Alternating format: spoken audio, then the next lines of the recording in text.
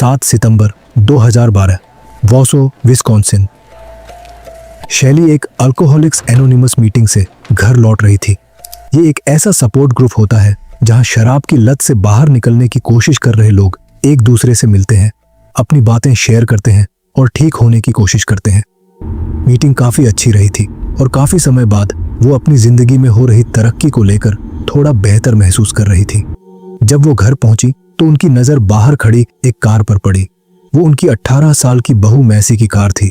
शैली ने सोचा कि मैसी शायद परिवार से मिलने आई होगी, लेकिन जब वो घर के पास पहुंची तो उन्होंने देखा कि सामने का दरवाजा खुला हुआ था। वो अंदर गई और फौरन उन्हें कुछ ठीक नहीं लगा। घर में एक अजीब सा सन्नाटा था और फर्श पर एक गहरा दाग दिखाई दे रहा था जो घर के अंदर वाले रास्ते से होकर पीछे की तरफ जा रहा था। घबराकर शैली उस निशान के पीछे पीछे चलने लगी। वो निशान उन्हें एक बाथरूम के दरवाजे तक ले गया जो बंद था। नीचे नजर डालते ही उन्हें दिखा कि दरवाजे के नीचे की दरार से खून धीरे धीरे बाहर फैल रहा था। डरते हुए शैली ने फौरन दरवाजा खोल दिया। अंदर बाथटब में मैसी की लाश पड़ी थी, खून से सनी हुई। उसे गहरी चोटें लगी थी और उसकी मौत हो चुकी थी। नमस्कार, मैं हूं साइलो और आप देख रहे हैं हिंदी क्राइम एक्सपोज। लेकिन यह समझने के लिए कि मैसी की इतनी बुरी तरह हत्या किसने की और क्यों की, हमें कहानी की शुरुआत तक वापस जाना होगा। जब एक 19 साल की लड़की अस्पताल के वेटिंग रूम में अकेली बैठी अपने बच्चे के लिए दुआ कर रही थी।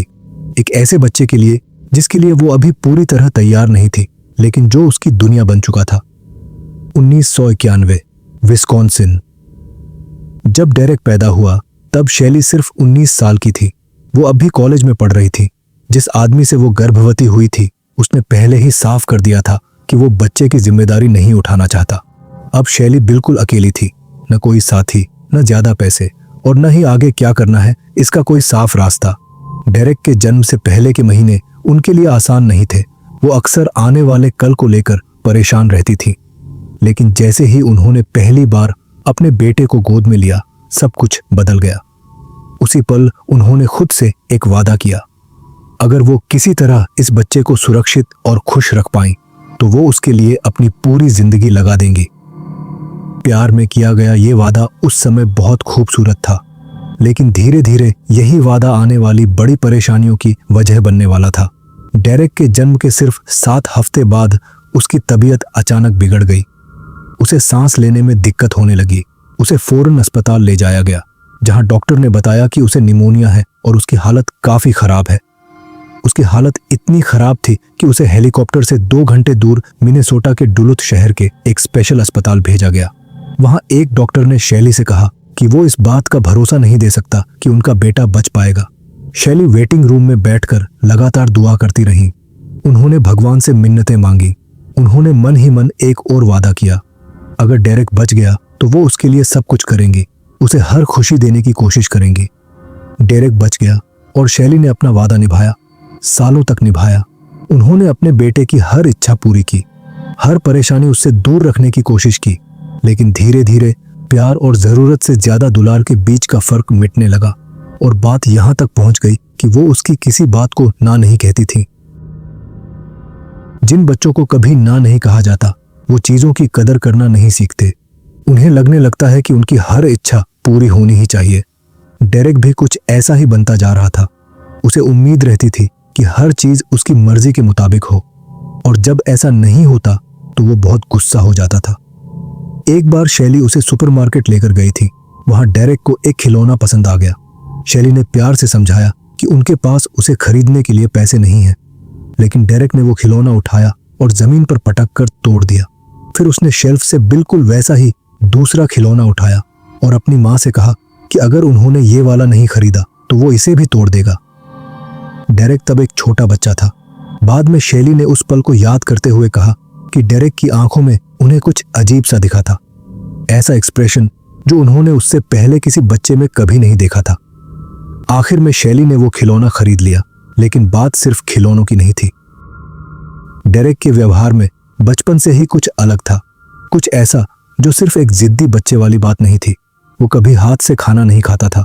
पिज्जा हो, सैंडविच हो या कोई और चीज, उसे हमेशा फोर्क और चाकू चाहिए होता था। वो दूसरे बच्चों के साथ भी घुलता मिलता नहीं था। अगर कोई बच्चा उसके पास आने की कोशिश करता तो वो उसे धक्का दे देता, कई बार मार भी देता था।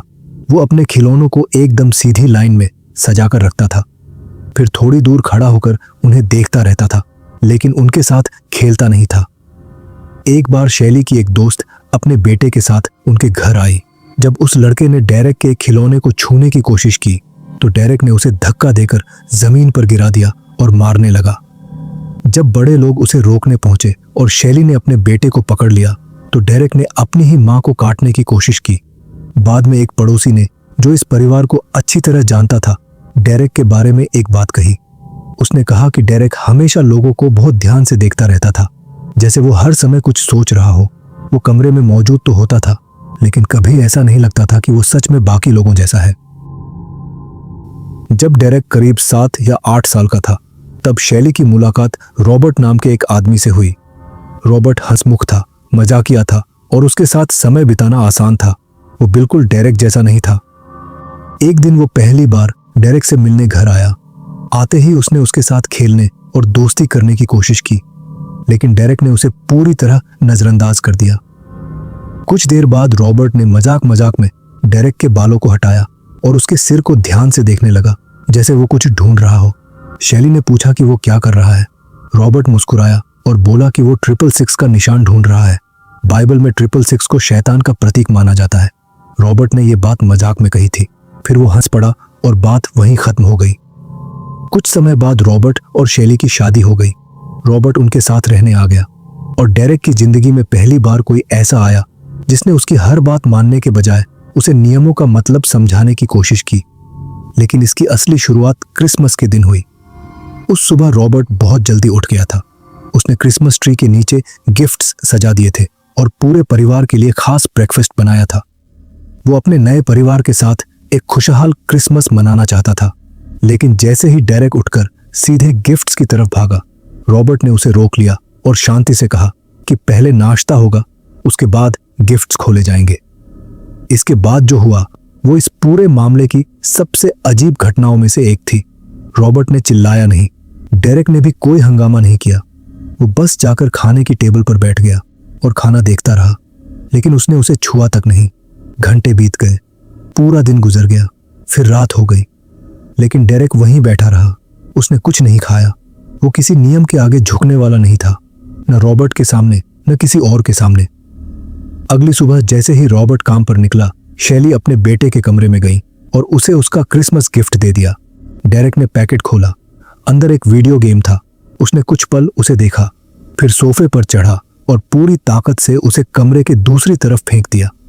गेम दीवार से टकराया और टुकड़े टुकड़े हो गया। इसके बाद वो चुपचाप अपने कमरे में वापस चला गया, जैसे कुछ हुआ ही ना हो। बाद में शैली उसी दुकान पर पहुंची जहां से वीडियो गेम खरीदा गया था। उन्होंने बताया कि रास्ते में ही वो खराब हो गया था। दुकान ने उन्हें उसकी जगह एक नया वीडियो गेम दे दिया। वो उसे घर ले आई। रॉबर्ट को इस बारे में कभी पता नहीं चला। बाद में इस केस को फॉलो करने वाले लोगों के बीच इस बात पर काफी बहस हुई कि शैली ने ऐसा इसीलिए किया क्योंकि वो अपने बेटे से बहुत प्यार करती थी, या इसीलिए क्योंकि उन्हें डर था कि अगर उन्होंने ऐसा नहीं किया तो डेरेक क्या कर सकता है। शायद दोनों बातें सच थीं। रॉबर्ट ने सच में कोशिश की थी, उसने पूरी कोशिश की थी, लेकिन समय के साथ डेरेक और रॉबर्ट के बीच झगड़े बढ़ते गए। बात कभी हाथापाई तक नहीं पहुंची, लेकिन उनके झगड़ों की वजह से पूरे घर का माहौल खराब हो जाता था और शैली हमेशा उन दोनों के बीच फंसी रहती थी। लेकिन जब भी किसी एक का साथ चुनने की बात आती, वो हमेशा डेरेक की तरफ चली जाती थी, हर बार। आखिरकार रॉबर्ट ने तलाक मांग लिया और घर छोड़कर चला गया। उसके जाने के साथ ही डेरेक की जिंदगी से आखिरी ऐसा इंसान भी चला गया जो उसे नियम सिखाने की कोशिश कर रहा था। 2009 में 17 साल के डेरेक की मुलाकात 16 साल की एक लड़की से हुई जिसका नाम मैसी था। मैसी बिल्कुल डेरेक जैसी नहीं थी। वो खुशमिजाज थी, खुलकर जीने वाली लड़की। सबके साथ घुलना मिलना उसके लिए बहुत आसान था। किसी को ठीक से समझ नहीं आया कि दोनों एक दूसरे को क्यों पसंद करने लगे, लेकिन दोनों के बीच रिश्ता बन गया और मैसी के आसपास डेरेक में एक बदलाव दिखने लगा। उसके चेहरे पर पहली बार खुशी दिखने लगी। लोगों से ज्यादा बात करने लगा, घर के नियम मानने लगा। उसने मैसी से कहा कि वो उससे प्यार करता है। ये वही बात थी जो उसने अपनी पूरी जिंदगी में कभी अपनी माँ से नहीं कही थी। जब भी शैली अपने बेटे से कहती थी कि वो उससे प्यार करती है, डेरेक कभी उसका जवाब नहीं देता था। शैली को लगने लगा था कि मैसी ने डेरेक की जिंदगी बदल दी है। उन्हें उम्मीद होने लगी कि शायद अब सब कुछ ठीक हो जाएगा, शायद अब उनके बेटे की जिंदगी बेहतर होने लगी थी। लेकिन फिर मैसी प्रेग्नेंट हो गई। उस समय दोनों की उम्र बहुत कम थी। मैसी सिर्फ 16 साल की थी, जबकि डेरेक 19 साल का था। न कोई नौकरी थी, न उन्होंने स्कूल की पढ़ाई पूरी की थी। शैली ने मैसी से कहा कि वो उनके घर में रह सकती है। इसके बाद मैसी वहीं रहने आ गई। अगले साल उनके बेटे का जन्म हुआ। उसका नाम गैब्रियल रखा गया और तब डेरेक ने सबको हैरान कर दिया। वो अपने बेटे का बहुत ख्याल रखता था। वो खाना बनाता, डायपर बदलता और उसके साथ खेलता था। रात में उठकर उसकी देखभाल भी करता था। वो एक जिम्मेदार और प्यार करने वाले पिता की तरह पेश आ रहा था। शैली ये सब देख रही थी और पहली बार उन्हें लगा कि शायद सब ठीक हो जाएगा, लेकिन वो गलत थी। धीरे धीरे चीजें बदलने लगी, जैसा अक्सर ऐसे मामलों में होता है। पहले एक नियम बना, फिर दूसरा, फिर एक के बाद एक, कई नियम। डेरेक चाहता था कि घर के पर्दे हमेशा बंद रहें। शैली सुबह उन्हें खोल देती थी ताकि घर में धूप आ सके, लेकिन जैसे ही डेरेक उठता वो उन्हें फिर बंद कर देता। कुछ समय बाद शैली ने पर्दे खोलना ही छोड़ दिया। फिर डेरेक ने पूरे हफ्ते का खाने का प्लान बनाना शुरू कर दिया। क्या बनेगा, कब बनेगा और किस दिन क्या खाना होगा, ये सब वही तय करता था। शैली से उम्मीद की जाती थी कि वो उसी हिसाब से खाना बनाए, चाहे वो थकी हो या घर में सामान हो या न हो। डेरेक खुद काम नहीं करता था, लेकिन घर का राशन क्या आएगा ये वही तय करता था। हालात ऐसे हो गए कि उनके बेटे गैब्रियल को घर के पीछे वाले आंगन में खेलने की भी इजाजत नहीं रही। उसे सिर्फ घर के अंदर ही रहना था। और मैसी, जो उस घर में अकेली कमाने वाली थी, उसे घर से बाहर निकलने की इजाजत सिर्फ काम पर जाने के लिए थी। डेरेक उसके आने जाने का समय तक गिनता था। उसे ठीक ठीक पता होता था कि नौकरी से घर पहुंचने में कितने मिनट लगने चाहिए। अगर मैसी सिर्फ 1 मिनट भी देर से आती तो घर पहुंचते ही उसका सामना डेरेक से होता। धीरे धीरे उस घर में सब कुछ डेरेक के हिसाब से चलने लगा। बाकी लोग बस उसके बनाए नियमों के साथ जी रहे थे। शैली, जिन्होंने शराब छोड़ दी थी और अपनी जिंदगी को फिर से संभालना शुरू किया था, दोबारा पीने लगी। फिर एक रात वो पानी पीने के लिए किचन में गई। वहां उन्होंने डेरेक को अंधेरे में डाइनिंग टेबल पर बैठे देखा। उसके सामने एक AK-47 रखी थी और वो उसे साफ कर रहा था। शैली को नहीं पता था कि उसके पास ये हथियार कहां से आया। जब वो वापस मुड़कर जाने लगी तो डेरेक ने AK-47 उठाई और उसे उनकी पीठ की तरफ तान दिया। फिर उसने पूछा कि क्या वो उससे डरती है। शैली ने कोई जवाब नहीं दिया। वो सीधे अपने कमरे में चली गई, दरवाजा बंद कर लिया और उस दिन के बाद से शैली ने खुद को लगभग अपने कमरे में ही बंद कर लिया। वो सिर्फ बहुत जरूरी काम होने पर ही बाहर निकलती थी। धीरे धीरे उनका कमरा ही उनकी पूरी दुनिया बन गया। वो वहीं पीती थी, वहीं सोती थी, काम पर जाती और सीधे वापस अपने कमरे में लौट आती। कभी कभी डेरेक उनके दरवाजे पर दस्तक देता था। उसे किसी चीज की जरूरत नहीं होती थी। वो कुछ कहता भी नहीं था, बस दरवाजा खटखटाता था, जैसे वो उन्हें सिर्फ ये याद दिला रहा हो कि वो अभी भी वहीं बाहर मौजूद है। कुछ समय बाद जब शैली एक सर्जरी के लिए अस्पताल में थी, उनका पालतू कुत्ता लूसी अचानक गायब हो गया। जब उन्होंने इसके बारे में पूछा तो डेरेक ने कहा कि लूसी सड़क पर भाग गई थी और एक गाड़ी से टकराकर मर गई। लेकिन शैली जानती थी कि लूसी ने अपनी पूरी जिंदगी में कभी सड़क की तरफ दौड़ नहीं लगाई थी। उन्हें समझ आ गया था कि कहानी में कुछ गड़बड़ है, फिर भी उन्होंने कुछ नहीं कहा। मैसी लंबे समय से ये सब सहती आ रही थी। कंट्रोल, समय समय पर होने वाले झगड़े और फिर धीरे धीरे बढ़ती हिंसा। जब मारपीट शुरू हुई तो उसके पास वहां रुकने की जो भी वजह बची थी वो भी पूरी तरह खत्म हो गई। उसने अपना समय खुद चुना। अपने 18वें जन्मदिन पर जब डेरेक घर पर नहीं था, वो अपना जितना सामान ले सकती थी लेकर वहां से निकल गई। उसने अपना बेटा गैब्रियल वहीं छोड़ दिया। ये फैसला उसके लिए बहुत भारी था, लेकिन उसे लगा कि बच्चे को साथ ले जाने से दोनों और ज्यादा खतरे में पड़ सकते हैं। जाने से पहले उसने शैली से बात की थी। शैली ने उसे गले लगाया और कहा कि वो चली जाए। जब डेरेक घर आया और शैली ने उसे बताया कि मैसी चली गई है तो वो वहीं बैठ गया। वो बिल्कुल शांत हो गया। कुछ देर तक वो शैली को ऐसे देखता रहा जैसे उसके चेहरे पर कुछ ऐसा था जिसे समझ पाना मुश्किल था। फिर वो उठा, सिर नीचे किया और अपने कमरे में चला गया। ना कोई गुस्सा, न कुछ तोड़फोड़, और यही खामोशी शैली के लिए सबसे डरावनी बात थी। 7 सितंबर 2012 शैली जब लिविंग रूम में आई तो उन्होंने देखा कि डेरेक इधर उधर टहल रहा है। सारे पर्दे बंद थे। वो खुद से धीरे धीरे कुछ बोल रहा था, एक ही बात बार बार दोहरा रहा था। गैब्रियल कभी किसी और आदमी को पिता नहीं कहेगा। शैली ने पूछा कि क्या हो रहा है। वो उनकी तरफ नहीं देखता, बस टहलता रहता है और वही बात बार बार दोहराता रहता है। शैली पहले से ही काम के लिए लेट हो रही थी। उन्होंने खुद से कहा कि वो घर आकर देख लेंगी और वो वहां से निकल गई। फिर उसी शाम जब शैली घर लौटी तो उन्होंने जो देखा वो मैंने आपको इस वीडियो की शुरुआत में ही बताया था। घर के अंदर बाथरूम में बाथटब के अंदर उन्हें अपनी बहू मैसी का शव मिला।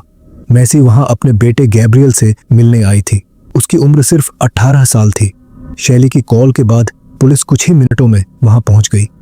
मैसी के लिए अब कुछ नहीं किया जा सकता था।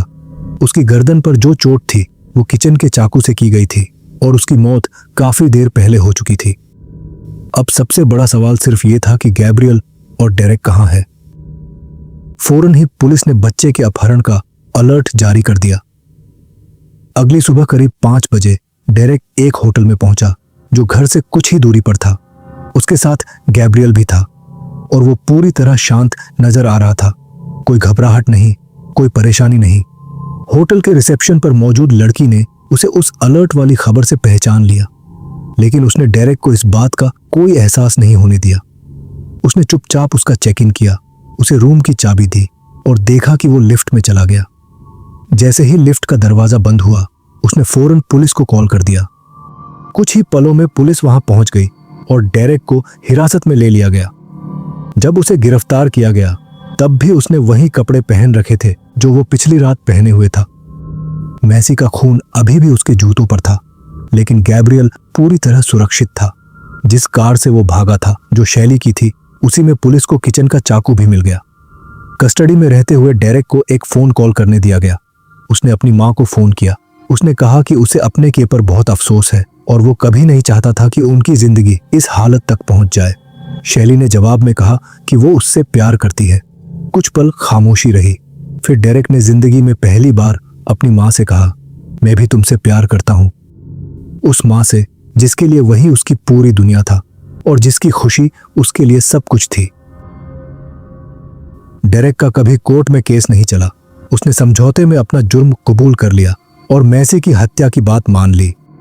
2012 में उसे विस्कॉन्सिन में आजीवन जेल की सजा सुनाई गई, जिसमें 40 साल बाद पैरोल मिलने की संभावना रखी गई। अगर वो जिंदा रहा तो शायद अपने बुढ़ापे में ही जेल से बाहर आ पाएगा। शैली उस घर को छोड़कर चली गई। वो उन दीवारों के अंदर नहीं रह सकती थी।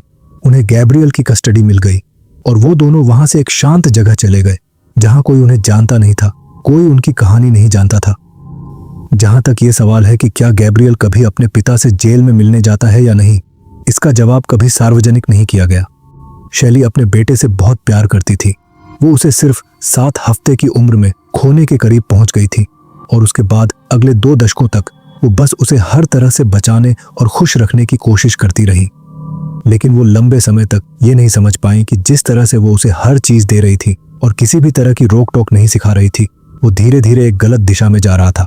इस कहानी से सबसे जरूरी सीख यही मिलती है कि बच्चों को प्यार देना जरूरी है, लेकिन उतना ही जरूरी है उन्हें नियम, जिम्मेदारी और ना सुनने की आदत भी सिखाना।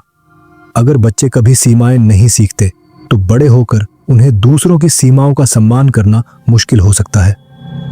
पेरेंटिंग सिर्फ हर ख्वाहिश पूरी करने का नाम नहीं है, बल्कि सही और गलत का फर्क समझाना भी उतना ही जरूरी है। गैब्रियल आज भी पूरी कहानी नहीं जानता कि उस घर में उस रात क्या हुआ था, और शायद एक दिन उसे भी ये सब पता चल जाएगा। तो आज की कहानी बस यहीं तक। मैं फिर आऊंगा एक नई कहानी लेकर। तब तक के लिए अपना ख्याल रखें। नमस्कार।